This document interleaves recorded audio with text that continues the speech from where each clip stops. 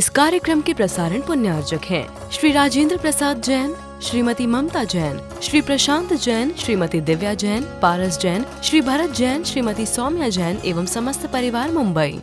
वचन से और काय के द्वारा दूसरे के द्वारा प्रकाशित करने योग्य जो ज्ञान है उसका निषेध करना ये आसाधना मानी जाती है। रोकना, कोई प्रकाशित करना चाहता नहीं, तुम नहीं प्रकाशित कर सकते हैं, रोकना उसको, वो ठीक नहीं माना जाता है। सर्वाधिकार सुरक्षित, ये भी ठीक नहीं माना जाता है। किसकी रक्षा करना चाह रहे? सर्वाधिकार सुरक्षित कॉपीराइट बोलते हैं। हाँ। तो दूसरा नहीं प्रकाशित कर सकता, कोई कर रहा है तो उसका निषेध करना, ये सब आसाधना के अंतर्गत आ जाते हैं। और जो प्रशस्त ज्ञान अर्थात सम्यक ज्ञान है उसको दूषित करना ये उपघात माना जाता है। सम्यक ज्ञान में ही दोष लगाना ये उपघात माना जाता है। इस प्रकार ये ज्ञानावरणीय और दर्शनावरणीय कर्म के आश्रव के लिए ये हेतुभूत परिणाम माने जाते हैं, आत्मगत परिणाम। दुख शोक तापाक्रंदन वद परिदेव नान्यात्म परोवय स्थान्य सद्वेद्यस्य।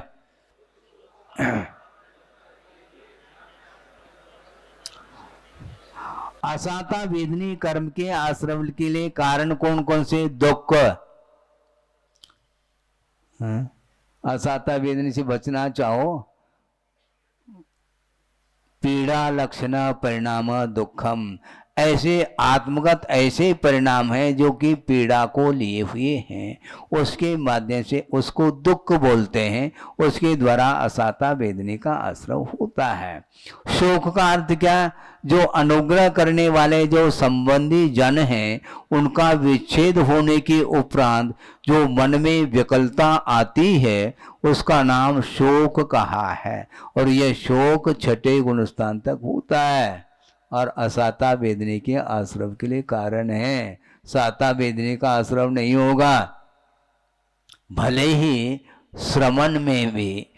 श्रमण के जीवन में भी यह प्रसंग आता है, कोई बाधा नहीं आने में, उस समय वह असाता वेदनी का आश्रव करता है, भले ही वह अंतर मुहूर्त के लिए करे, होगा असाता वेदनी का आश्रव। अच्छा, शोक हो गया। अपवाद आदि के निमित्त से जो संताप उत्पन्न हो जाता है मन में, उसका नाम ताप है। अपवाद हो रहा है, सहा नहीं जा रहा है। अपवाद हुआ क्यों? अपराध किया तो अपवाद तो फैलेगा, और अपवाद फैलेगा तो इसके माध्यम से संताप होगा, संताप होगा तो असाता वेदनी का आश्रव कोई रोकने वाला थोड़ी उसको होगा वो। इसके बाद संताप के माध्यम से अश्रुपात करते हुए और विशेष रूप से प्रचुर मात्रा में विलाप करते हुए खुल करके रोना, व्यक्त आक्रंदनम, व्यक्त क्रंदनम इति आक्रंदनम, ऐसा खुल करके रो रहा है और विलाप करता हुआ रो रहा है, यह वे आसात है। ये दुख की ही ये प्रजाति है। हाँ, सामान्य दुख तो सब में हो रहा है, किंतु वध किसको बोलते हैं? आयु, इंद्रिय बल, इन प्राणों का वियोग करने को वध बोलते हैं, और वध का परिणाम कर लिया तो वह असाता वेदनी अब छूट नहीं सकता। हाँ, अभी किया नहीं, संभ्रम हो गया, वध हो गया वो उसका। संभ्रम के माध्यम से भी, समारंभ के माध्यम से भी, आरंभ के माध्यम, सबके द्वारा, स्वयं नहीं कर रहा दूसरे से करवा रहा है तो भी वह वध का दोष लगेगा। इसी प्रकार संक्लेश परिणाम का अवलंबन जिसमें है और गुणों का स्मरण करते हुए कीर्तन पूर्वक, और वह विशेष रूप से अपने और दूसरों के अनुग्रह की इच्छा को लेकर के प्रचुर मात्रा में जो रुदन करता है उसका नाम परिदेवन बोलते हैं। ऐसा वह शोक कर रहा है जिसके माध्यम से दूसरा पिघल जाए। अनुग्रह कर ले, दयनीयता के साथ रोना, ये इसके माध्यम से अनुग्रह की वह इच्छा रखता है। इस प्रकार ये सारे और ये अपने अंदर भी परिणाम होते हैं और अपने द्वारा दूसरे के अंदर भी हो जाते हैं। इसलिए महाराज हम रो रहे हैं, आपको क्या है?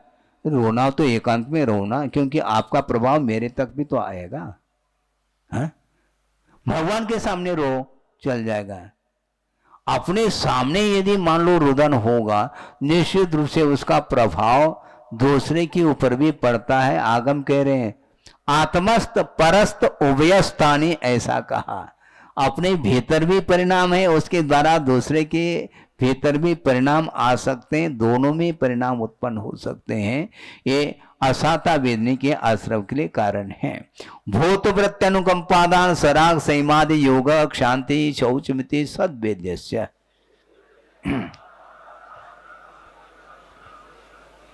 हाँ, भूत का अर्थ कोई भूत राक्षस नहीं लेना। भूत का अर्थ प्राणी मात्र के प्रति अनुकंपा का भाव रखना, दया का भाव रखना और व्रतियों के प्रति दान का भाव रखना और सराग संयम आदि आदि और शांति अर्थात क्षमा भाव रखना और शुचिता निर्मल भाव रखना। लोभ के अभाव में जो शौच परिणाम हो जाता है, यानी शुचिता का भाव आ जाता है, निर्मलता का भाव, वह सारा भाव साता वेदनी के आश्रम के लिए कारण है। सराग संयम को भी साता वेदनी के आश्रम के लिए कारण है। केवले श्रुत संग धर्म देवा वर्णवादो दर्शन मोहस्य। क्यों है? योगी कह तो देना, सराग संयमादि योग आदि में बहुत सारे आते हैं, एटसेट्रा है वो। इनका योग अर्थात उसमें मन को लगाना, यह योग का अर्थ है। ये अर्थ टीकाकार ने खोला है, वहां पर से आप देख सकते हैं। योग का अर्थ और कोई चेष्टा नहीं लेना, किंतु इस प्रकार के प्राणी मात्र के प्रति अनुकंपा का रूप भाव लाना, यह योग के अंतर्गत आता है। यानी मन को उसमें लगाना, यहां पर योग का अर्थ ये लिया है। प्राणी मात्र के प्रति, हाँ ठीक है ना। हाँ, दान और अनुकंपा में अंतर है, सामान्य रूप से लिया गया है, किंतु गुरुदेव ने ये कहा कि प्राणी मात्र के प्रति तो अनुकंपा की जाती है, दया का भाव रखा जाता है, किंतु दान किसके प्रति? जो व्रती हैं उनके प्रति दान का भाव, व्रती के प्रति अनुकंपा का भाव नहीं है। नहीं तो पात्र आया है, उनके प्रति आप अनुकंपा करने लग जाओगे तो दिक्कत हो जाएगी। अनुकंपा का अर्थ दया का भाव होता है। तो वस्तुतः जो पीड़ा का अनुभव कर रहा है, जो जिसको देख करके करुणा भाव जागृत हो जाता है, दुखी है, दुखी जीवों के प्रति अनुकंपा का भाव जागृत होता है, जो प्राणी मात्र के प्रति होता है। किंतु जो व्रतिजन हैं उनके प्रति अनुकंपा तो ठीक अपनी जगह है, किंतु दान का भाव आना चाहिए, ये इसका अर्थ है। सराग संयम अर्थात संयम तो धारण कर लिया, किंतु राग के साथ वह संयम चल रहा है, वह भी साता वेदनी के आश्रम के लिए कारण है। ऐसा क्षमा भाव और शुचिता का भाव, यह भी साता वेदनी के आश्रम के लिए कारण है। केवली श्रुत संग धर्म देवा वर्णवादो दर्शन मोहस्य। दर्शन मुनि के आश्रय के लिए कारण है। दर्शन मुनि का अर्थ क्या लेना? बोलो जल्दी करो। दर्शन मोहस्य का अर्थ मिथ्यात्व लेना। हालांकि दर्शन मुनि के तीन भेद हैं, मिथ्यात्व और सम्य प्रकृति, किंतु मिथ्यात्व को छोड़कर के जो दो प्रकृति हैं वे बंध योग्य नहीं है। इसलिए यहां पर प्रसंग में दर्शन मुनि का अर्थ मिथ्यात्व लिया है। यानी मिथ्यात्व प्रकृति का यदि आश्रव होगा उसमें कौन से परिणाम होंगे? केवली का अवर्णवाद, श्रुत का अवर्णवाद, चतुर्वेद संघ का अवर्णवाद, धर्म का अवर्णवाद और चतुर्निकाय देवों का अवर्णवाद, इसके माध्यम से मिथ्यात्व का आश्रव होता है। अवर्णवाद का अर्थ ये है जो गुणीजन हैं, महापुरुष हैं, उनमें दोष कतई नहीं है, फिर भी दोषों का उद्भावन करना, उसको प्रकट करना दर्शन मोने के आश्रव के लिए कारण है। वीतरागी गुरु है और उनके प्रति इस प्रकार का भाव आना ये ठीक नहीं माना जाता। असद्भूत दोषोद्भावनम, जो दोष नहीं है फिर भी उसको उद्भावन अर्थात प्रकट करने का भाव रखना, यह मिथ्यात्व के आश्रव के लिए कारण बताया है। यहां तक कि आगम में ये लिखा है कोई दोषी भी है तो भी उसको उसके दोष को प्रकट करने के लिए निषेध किया है, और जिसके अंदर दोष है ही नहीं इसके बाद भी उसको प्रकट करना चाह रहा है तो इससे बढ़कर के और कौन सा भाव होगा? इसको बोलते अवर्णवाद। तो केवली का क्या अवर्णवाद है? केवली कवलाहारी होते हैं तो केवली का अवर्णवाद हो गया है। केवली भगवान को भी भूख लगती है, आदि आदि बहुत सारे भाव हैं। ये केवली का अवर्णवाद। और श्रुत का अवर्णवाद क्या है? आगम में मांस भक्षण करने से दोष नहीं, इस प्रकार कथन मिलता है या कथन करता है आगम, इस प्रकार आगम का अवर्णवाद माना जाता है। और चतुर्वेद संघ का अवर्णवाद क्या है? ये शूद्र हैं, जो स्नान आदि नहीं करते हैं, उनका शरीर मटमेला रहता है, ये अशुचि हैं, आदि आदि कहना, इस प्रकार यह संघ का अवर्णवाद माना जाता है। जिनेन्द्र भगवान के द्वारा उपदिष्ट जो धर्म है, जो अहिंसा लक्षण वाला धर्म, वह उसका अवर्णवाद कैसा? इसमें कोई सार नहीं है। अहिंसा धर्म की उपासना करने में कोई सार नहीं है, इसके माध्यम से कोई गुणोपलब्धि नहीं होती, बल्कि अहिंसा धर्म की उपासना करने से असुरों में उत्पन्न होते हैं। इस प्रकार जो भाव रखना यह धर्म का अवर्णवाद माना जाता है। और चतुर्निकाय देवों का अवर्णवाद क्या है? कि देव सुरापान करते हैं, शराब पीते हैं, मदिरा पान करते हैं, मांस का भक्षण करते हैं, आदि आदि कहना, ये चतुर्वेद 4 प्रकार के देवों का अवर्णवाद माना जाता है। इसके माध्यम से दर्शन मुनि का अर्थात मिथ्यात्व का आश्रव होता है। और मिथ्यात्व का आश्रव केवल मिथ्यात्व गुणस्थान में ही होता है, ध्यान रखो। जो इस प्रकार अवर्णवाद कर रहा है वह सम्यक दृष्टि नहीं है, लेकिन हम कहेंगे नहीं ये सम्यक दृष्टि है क्या नहीं। आगम कह रहा, हमें कहने की आवश्यकता है? हमें किसी को कुछ कहना नहीं, हमें आगम के माध्यम से मात्र जानना है कौन कौन से परिणाम से कौन कौन से कर्मों का आश्रव होता है, इसको जानकारी लेना है उस प्रकार के परिणामों से बचने के लिए। कषायो दया तीव्र परिणाम चारित्र मोहस्य। चारित्र मुनि का जो आश्रम है वह किसके द्वारा होता है? कषाय के उदय से। तीव्र कषाय के उदय से ऐसा नहीं कहा, कषायोदयात, कषाय के उदय से जो तीव्र परिणाम कर लेता है उसके माध्यम से विशिष्ट रूप से चारित्र मुनि का आश्रव होता है। तीव्र परिणाम नहीं है तो नहीं होता, सामान्य रूप से हो करके रह जाएगा। तीव्र परिणाम करना नहीं करना ये अपने ऊपर निर्धारित है। विशेष इसका खुलासा टीका के माध्यम से जान सकते हैं। बहुआरंभ परिकृतम नारकस्या ईशः। नरकाय का बंद है किससे होता है? अधिक आरंभ और अधिक परिग्रह, बहु आरंभ और बहुत परिग्रह, इसके माध्यम से नरकायु का बंध होता है। महाराज फिर चक्रवर्ती तो नरक ही जाना चाहिए, क्योंकि उसके बराबर तो हमारे पास संपदा है नहीं। हाँ, उसके पास तो 84 लाख, हमारे पास ये हाथी देखने को नहीं मिल रहा। और 84 लाख हाथी है, 18 करोड़ घोड़े, ये घोड़ा भी हमें देखने को नहीं मिलता शादी ब्याह में। सुनो, इतने ही रथ हैं, 96,000 स्त्रियां हैं आपके पास, एक है तो वो भी ढंग की नहीं।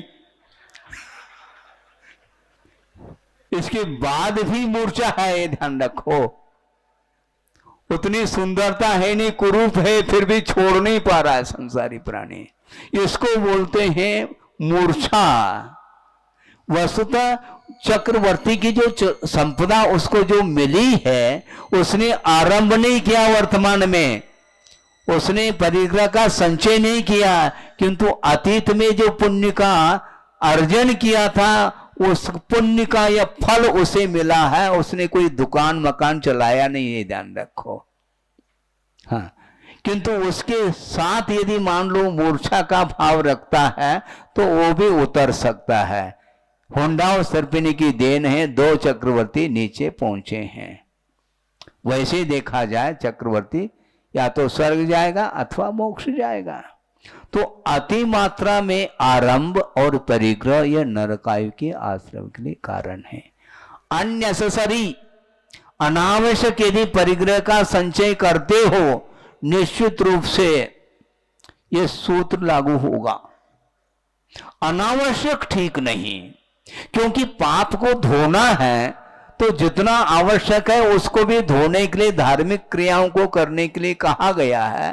तो अनावश्यक यदि मान लो संग्रह करते हैं तो उसके माध्यम से जो पाप का अर्जन होगा उसको कहाँ धोएंगे, धोने के लिए अवसर ही नहीं मिलेगा अपने को। इसलिए अधिक आरंभ का अर्थ जीवों की विराधना। सांसारिक ऐसे कोई भी कार्य नहीं है जिनके माध्यम से आरंभ अर्थात जीवों की विराधना नहीं होती हो। तो अति मात्रा में आरंभ और अति मात्रा, क्यों आरंभ के द्वारा ही परिग्रह का उत्पादन होता है। स्वस्रोत है आरंभ, उद्गम स्थान जिसको बोलते हैं। इसलिए अधिक आरंभ और अधिक परिग्रह से बचिएगा। माया तैरज्ञोडस्य, और मायाचारी के माध्यम से तिर्यंच आयु का बंध होगा। पसंद है? नहीं, पसंद तो नहीं महाराज, लेकिन मायाचारी छोड़ने के लिए कोई तैयार है क्या? 10 दिन के लिए तैयार तो हो गए, उसके बाद पता नहीं, उन्हीं को पता है क्या क्या करना है। अल्पारंभ परिग्रहत्व मानुष्यस्य। एक और बात रह गई है, जो नरकायु का बंध होता है वह सम्यक दृष्टि नहीं कर सकता। ये भी उतना ही सत्य है। नरकायु का बंध मिथ्या दृष्टि ही करता है। ये बात अलग है, मिथ्या दृष्टि चारों आयु में से किसी में आयु का बंध कर सकता है, इसमें बाधा नहीं। किंतु नरकायु का यदि कोई बंध करता है वह मिथ्या दृष्टि ही करता है, ऐसा इसका आशय है। और तिर्यंच आयु का बंध कौन करता है? वह भी सम्यक दृष्टि नहीं कर सकता। 2 गुणस्थान है, पहला अथवा दूसरा, किंतु नरकायु के लिए मात्र पहला गुणस्थान, और कोई गुणस्थान ही नहीं है। और अपने आप को सम्यक दृष्टि घोषित जो कर रहा है उसके लिए कहना चाहते हैं आचार्य, घोषित करने के पहले अपनी क्रियाओं को देख लो। क्योंकि नरकायु के योग्य यदि वह कार्य कर रहा है तो वह सम्यक दर्शन उसका टिक नहीं पाएगा। सम्यक दर्शन यदि है तो सम्यक दर्शन से च्युत हो जाएगा, फिर बाद में नरकायु का बंध करेगा। अल्पारंभ परिग्रहत्वम मानुष्यस्य। हाँ, अल्प आरंभ और अल्प परिग्रह के द्वारा मनुष्य आयु का बंध होता है। और आप लोगों ने मनुष्य आयु का बंध किया है, इससे स्पष्ट है विगत भव में आपने अल्प आरंभ और अल्प परिग्रह का भाव रखा है। अब ये मनुष्य पर्याय मिली है और वो विपरीत कार्य करता चला जाएगा तो फिर पतन होगा। स्वभाव मार्दवम चौ, स्वभाव से मृदुता का अर्थ खोला है आचार्य महाराज ने, पूज्यपाद स्वामी ने, उपदेश अनपेक्षम इत्यर्थः। स्वभाव से मृदुता है, उसमें कोई शिक्षण नहीं हो, उपदेश नहीं दिया गया, तो मृदु भाव रखो, नेचुरलिटी जिसको बोलते हैं। हाँ, स्वभाव से ही मृदुता, सौम्यता, ये देव आयु के आश्रम, अपने मनुष्य आयु के आश्रम के लिए भी कारण है। देवायु के लिए भी कारण है, इसलिए इसको पृथक रखा है। यानी स्वभाव से मृदुता का जो भाव जागृत होता है उसके द्वारा मनुष्य आयु का भी बंद कर सकता है और देवायु का भी बंद कर सकता है। निशील व्रत पंच सर्वेशाम, जो शील और व्रत से रहित है वह 4 आयु में से किसी भी आयु का बंद कर सकता है। देवायु का भी हाँ कर सकता, कोई बाधा नहीं, क्योंकि बंद कषाय है तो हो जाएगा, कोई दिक्कत नहीं है। भोग भूमि के जो जीव हैं वह निश्चित रूप से, चाहे वह मिथ्या दृष्टि हो चाहे सम्यक दृष्टि हो, देवायु का ही बंद करते हैं। इसलिए वह शील से भी रहित हैं और व्रत से भी रहित हैं, ये कहने का तात्पर्य है। सराग संयम संयमा संयमा काम निर्जरा बाल तपान से दैवस्य। देवायु के आश्रम के लिए कारण कौन से? सराग संयम। संयम तो है किंतु वीतराग संयम नहीं है। राग से सहित यानी धर्मान राग से सहित जो संयम है उस संयम की उपस्थिति में देव आयु का बंध होता है। यहां पर कारण के रूप में नहीं लेना, सराग संयम देव आयु के लिए कारण है ऐसा नहीं, क्योंकि बंध जो होता है वह योग और कषाय से होता है वस्तुतः देखा जाए, किंतु देवायु का जो आश्रव कर रहा है वह सराग संयम की उपस्थिति में वह देवायु का आश्रव करता है, ऐसा इसका आशय लेना चाहिए। संयमा संयम अनुवृत्ति है वह भी देवायु का ही आश्रव करता है। और अकाम निर्जरा, इसके द्वारा भी देवायु। अकाम निर्जरा क्या मतलब महाराज बताओ, खोल रहे हैं। बिना इच्छा के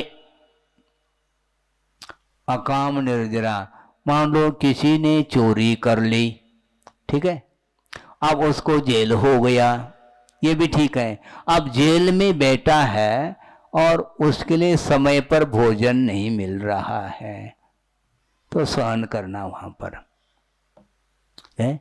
समय समय पर भोजन नहीं मिलता और वह जेल में बंद है, बाहर जाना चाहता है, बाहर जाने के लिए ताले लगे हुए हैं, बंद है, वह बंधन का अनुभव कर रहा। उस समय वो जो कुछ भी भाव उसके बन रहे हैं बिना इच्छा के, वहां पर ब्रह्मचारी व्रत अपने आप पल रहा है, उसका पाल नहीं रहा, इसको बोलते हैं अकाम निर्जरा है। अपनी इच्छा पूर्वक थोड़ी पालन कर रहा है, वो अपनी इच्छा पूर्वक नहीं किंतु पल रहा है, पाला थोड़ी जा रहा है। परिस्थिति वशात इस प्रकार वह सारे सारे सहन करता चला जाता, उसके माध्यम से भी मान लो एक एक दो दो दिन भी मान लो भोजन न मिले, समय पर जो है पानी कोई न दे तो फिर सहन कर रहा है, परवश होकर के सहन करता, उसके माध्यम से जो निर्जरा होती है अथवा उसके उस परिणाम के द्वारा जो भी बंद होता है उस समय भी देवायु का बंद कर लेता है, तो भवनेत्रिकादिक में चला जाएगा। और क्या जो अकाम है, अकाम निर्जरा। बाल तप, बाल अर्थात बालक नहीं, अज्ञानी का जो तप है अथवा मिथ्या दर्शन के साथ जो तप किया जा रहा है वह तप देवायु के लिए कारण है। इसलिए जो जैन धर्म से विमुख हैं उनके लिए भी स्वर्ग आदि मिलता है, देवाई का बंद वो भी कर लेते हैं। इसलिए कषाय की मंदता हो गई तो देवाई के योग्य परिणाम हो गए। वो मिथ्यात्व अवस्था में भी देवाई का बंद कर लेता है। सम्यक त्वंच, और सम्यक दृष्टि है वह क्या करता है, वह भी देवायु का बंद, किंतु वैमानिक संबंधी ही देवायु का बंद करता है। कौन? सम्यक दृष्टि, ये इसका अर्थ है। इसी प्रकार सराग संयम और संयमा संयमी जो होगा वह भी वैमानिक संबंधी ही देवायु का बंद करता है। योग वक्रता विसंवादनम चाशुभस्य नामना।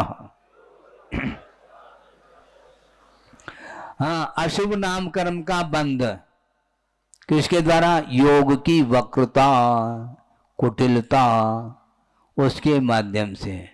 मन वचन काय की कुटिलता, टेढ़ापन जिसको बोलते हैं, हाँ, सरलता नहीं है।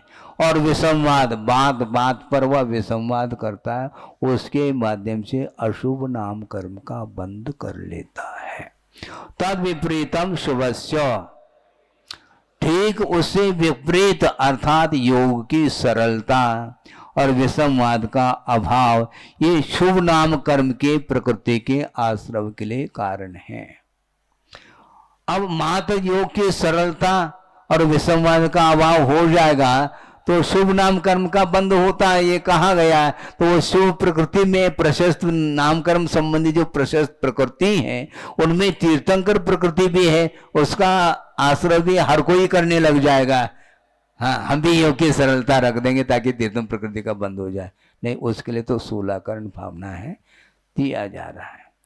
दर्शन विशुद्धि विनय संपन्नता शील व्रते स्वनति चारो भीक्षण ज्ञानोपयोग संवेगो शक्तितस त्याग तपसी साधु समाधि वैयावृत्तिकरण मरदाचार बहुश्रुत प्रवचन भक्ति आवश्यका परिहार निर मार्ग प्रभावना प्रवचन वत्सलत्वमिति तीर्थ करत्वस्य। ये षोडश कारण भावनाएं हैं तीर्थंकर प्रकृति के बंद के लिए अथवा आश्रव के लिए कारण है। किंतु ये ध्यान रखें, वर्तमान में सम्यक दृष्टि तो हो सकते हैं, इसमें बाधा नहीं, किंतु तीर्थंकर प्रकृति का बंद सम्यक दृष्टि करता है, किंतु किसके सानिध्य में करता है?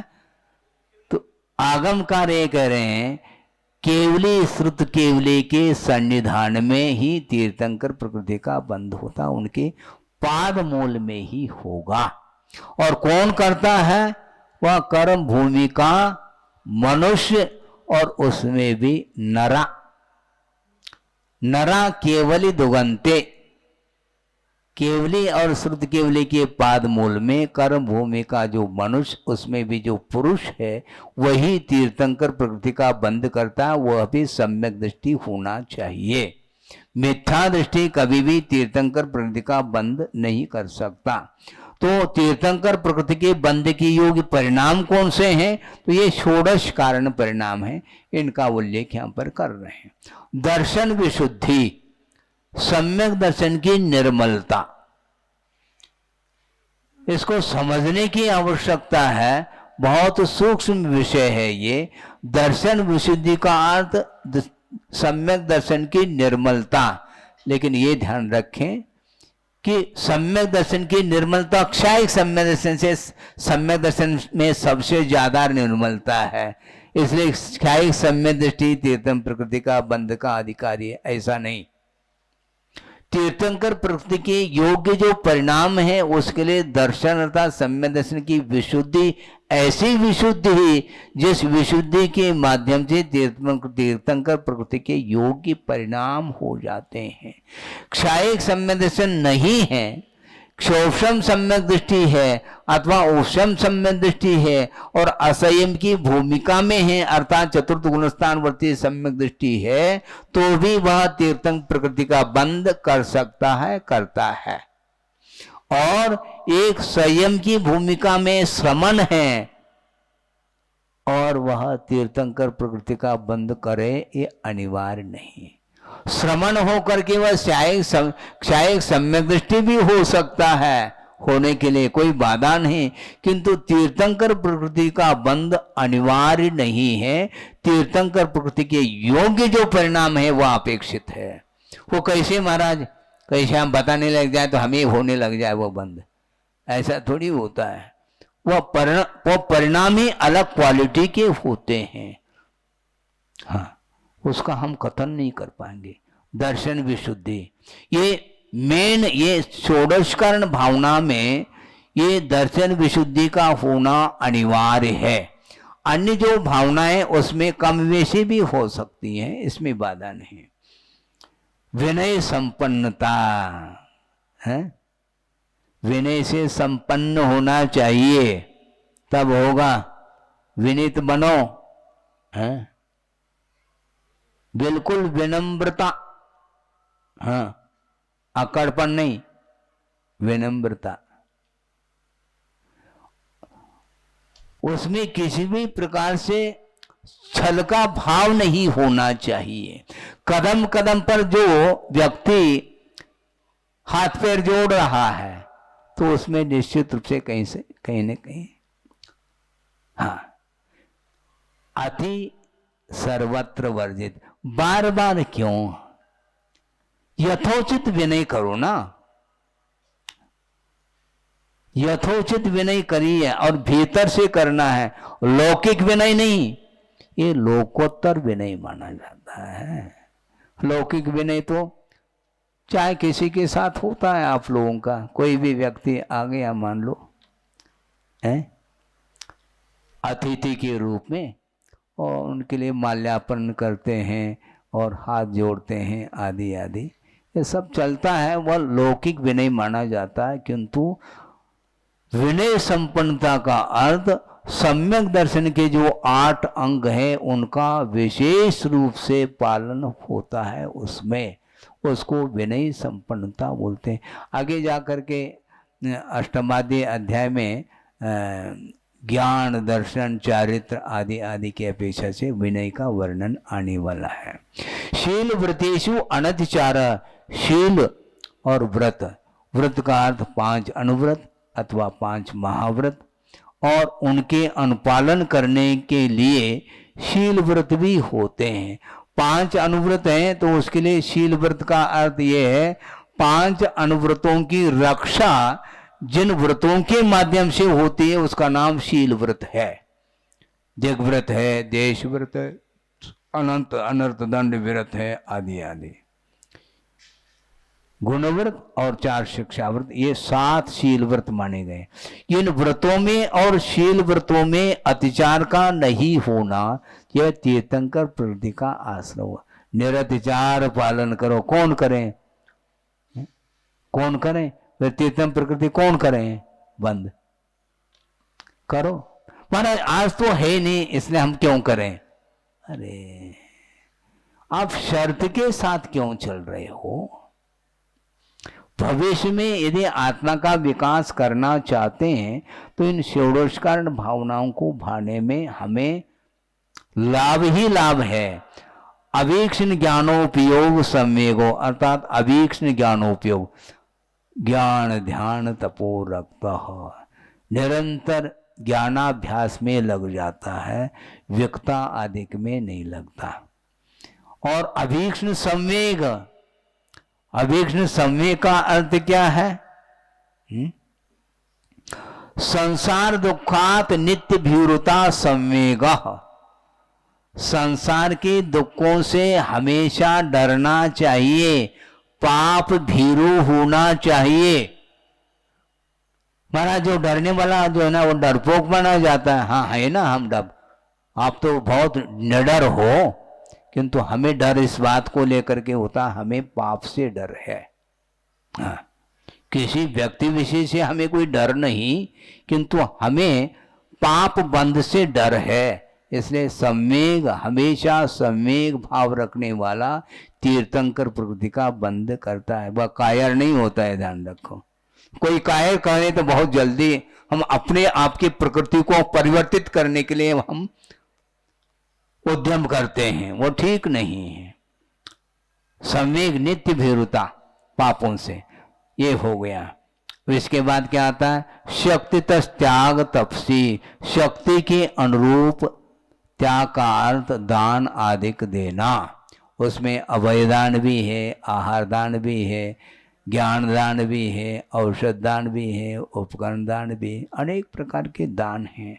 वह शक्ति के अनुरूप करने के लिए कहा है और शक्ति के अनुरूप ही तप किया जाता है। यह भी तीर्थंकर प्रकृति के आश्रम के लिए कारण है।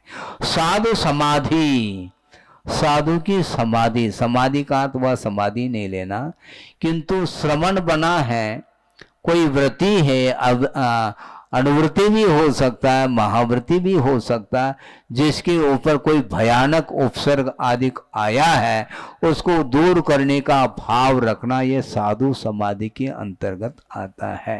जैसे विष्णु कुमार मुनि महाराज ने 700 मुनि महाराजों की रक्षा की थी, इसको साधु समाधि बोलते हैं। और असाता वेदनी कर्म के उदय से रोग आदि उत्पन्न हो जाते हैं, उस समय सेवा वैयावृत्ति करना यह वैयावृत्ति मानी जाती है। इसके द्वारा भी तीर्थंकर प्रकृति का आश्रय होता है। अरहत भक्ति, अनंत भगवान की भक्ति, आचार्य की भक्ति, बहुश्रुत अर्थात उपाध्याय की भक्ति, प्रवचन भक्ति का अर्थ जिनवाणी की भक्ति, इनके प्रति विशेष रूप से धर्मानुराग अभिव्यक्त होना, यह भक्ति के अंतर्गत आता है। इसके बाद आवश्यक अपरिहानी, 6 आवश्यक हैं, उन भिन्न भिन्न आवश्यकों का जो काल आगम में निर्धारित किया है, उस काल के अनुरूप ही उनको संपन्न करना, ये आवश्यक अपरिहानी मानी जाती है। बोधि समाधि परिणाम शुद्धि स्वात्मोपलब्धि शिव शोक सिद्धि चिंतामणिम चिंतित वस्तुदाने त्वां वंद मानस्य ममास्तु। परम पूजाचार्य गुरुवर श्री विद्यासागर जी मुनि महाराज की जय। इस कार्यक्रम के प्रसारण पुण्यार्चक थे श्री राजेंद्र प्रसाद जैन, श्रीमती ममता जैन, श्री प्रशांत जैन, श्रीमती दिव्या जैन, पारस जैन, श्री भरत जैन, श्रीमती सौम्या जैन एवं समस्त परिवार मुंबई।